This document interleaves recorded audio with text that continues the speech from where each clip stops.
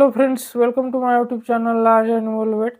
आज हम बात करेंगे इंजेक्शन कोमाक्सवेट CP3.6 जो इंडियन जीनोमिक्स बनाती है। जैसा कि आप स्क्रीन पर देख रहे हैं, ठीक उसी तरह से एक मैनकाइंड का भी इंजेक्शन आता है जो मॉक्सीकाइंड क्लेवन 3.6 के नाम से अवेलेबल है।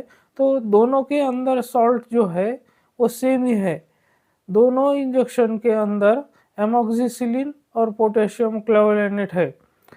तो दोनों इंजेक्शन के अंदर एमोक्सिसिलिन जो है वो 3000 मिलीग्राम यानी कि 3 ग्राम है, और पोटेशियम क्लोवेलेनेट जो है वो 600 मिलीग्राम है। तो ये दोनों भी इंजेक्शन जो है वो पेनिसिलिन ग्रुप के हैं, जो कि बीटा लैक्टम, बैक्टीरियोसाइडल और ब्रॉड स्पेक्ट्रम एंटीबायोटिक है।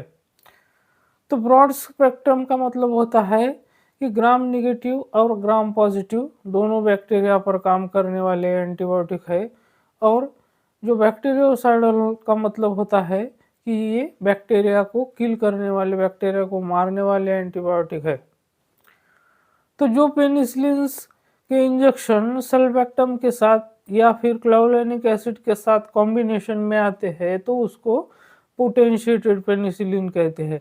जैसे कि मेरे हाथ में आप ये इंजेक्शन देख रहे हैं, यूनिरेम ऑक्सीएक्स, इसके अंदर है एमोक्सिसिलिन और सल्बैक्टम।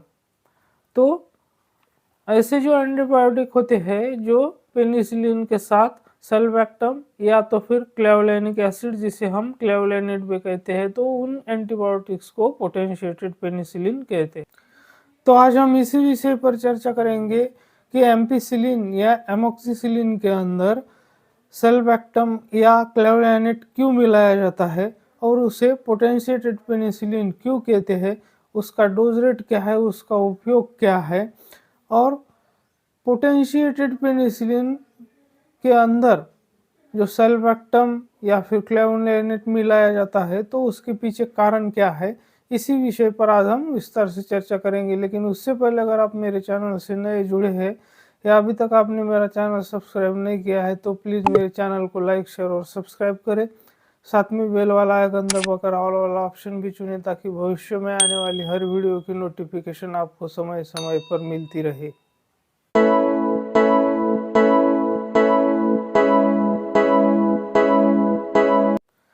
पेनिसिलिन हमें मार्केट में सोडियम और पोटेशियम सॉल्ट के रूप में अवेलेबल होते हैं।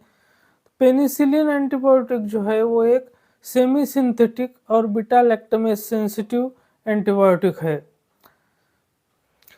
तो अब हम बात करते हैं कि चाहे इंजेक्शन मॉक्सीकाइंड क्लेव हो या फिर इंजेक्शन कोमाक्सवेट CP हो, तो दोनों के अंदर जो सॉल्ट है वो सेम ही सॉल्ट है। तो उसके अंदर जो क्लेवलेनेट या फिर पोटेशियम क्लेवलेनेट जो मिलाया गया है तो उसके पीछे कारण क्या है। तो जैसे कि मैंने पहले ही बताया था कि अकेले चाहे वो एमोक्सिसिलिन हो या एम्पिसिलिन हो, तो वो बीटा लैक्टमेज बैक्टीरिया जो होते हैं उनके लिए सेंसिटिव एंटीबायोटिक होते हैं।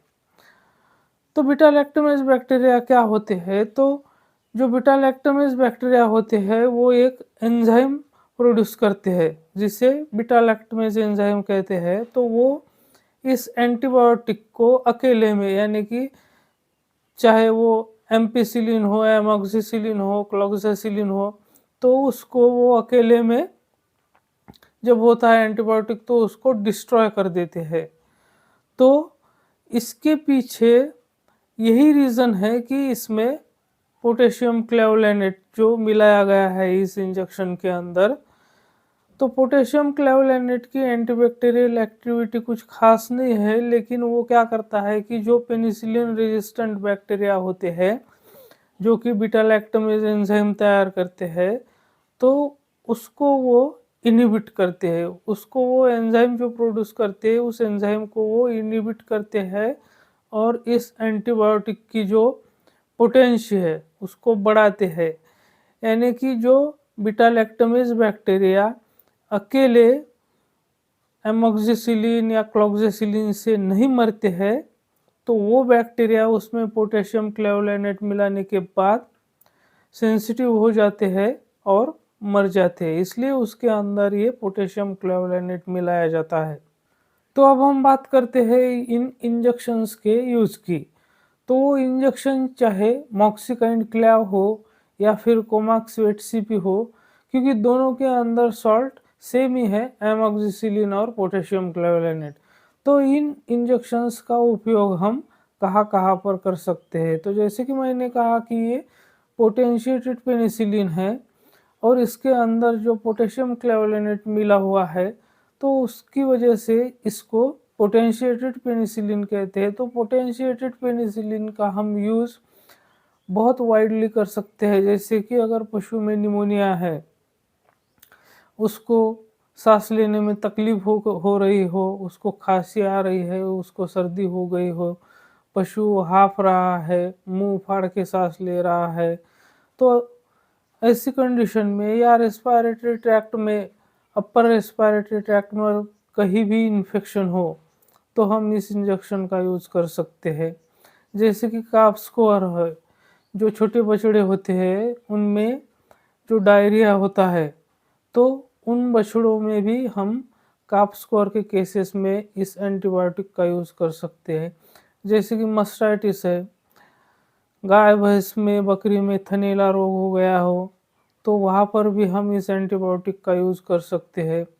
जीआई ट्रैक्ट इन्फेक्शन हो, जैसे कि उसके इंटेस्टाइन में, उसके रूमेन में, चाहे वो गाय, भैंस, भेड़, बकरी, कुत्ता, बिल्ली, जो भी पशु हो, तो उसके जीआई ट्रैक्ट में अगर इन्फेक्शन है, तो वहाँ पर भी हम इस इंजेक्शन का यूज़ कर सकते हैं।